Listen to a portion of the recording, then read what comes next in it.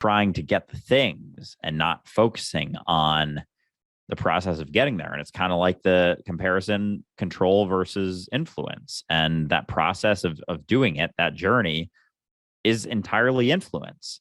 But trying to get the things is control. So we want to jump over what everyone explains as being the best part to get to the thing that it leads to.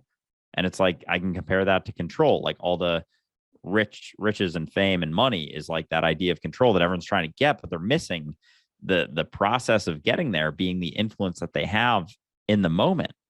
And like that comparison is kind of interesting because we just want those things without the process. And it's like we're gypping ourselves of the peak.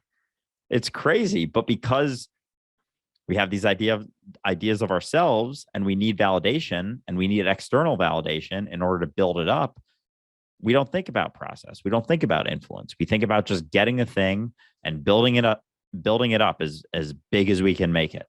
And it's kind of a bummer, but I think I think people are able to recognize that more and more. And I do feel like there's a shift away from just building up this massive idea of ourselves because we're seeing it, people getting there and seeing that it's not the answer and suffering because of it, because they feel like, oh my God, my life was a waste. My life was a lie, all these things. And they're not at this state of peace. And so many people, like super wealthy businessmen, like they're still stressed as fuck all the time and angry all the time. And it's like, is that really?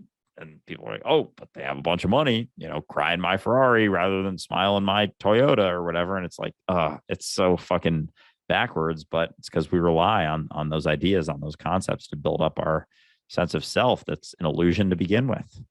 Yeah. And because of that, we don't ever know when is enough. Like we have this societal religion called progress, and progress doesn't have an end point. Like at what point do we go, okay, we're good, we can just live now?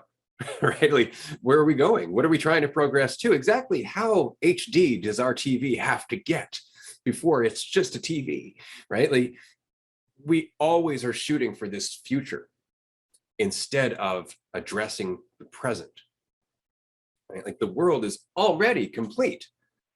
If we just learn to live with it, we could make the most of it. But instead, we keep trying to create new things. We keep trying to adapt new things, right? This is why Krishnamurti once said that progress is inevitably ending up on enemy lines fully armed.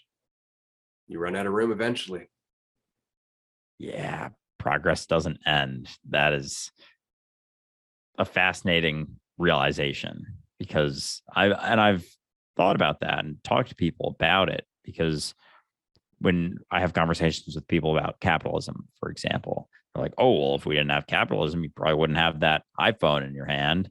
It's like, okay, but at what cost exactly? Like at what literal cost of like human suffering and whatnot? But at the same time, like, yeah, where does it end?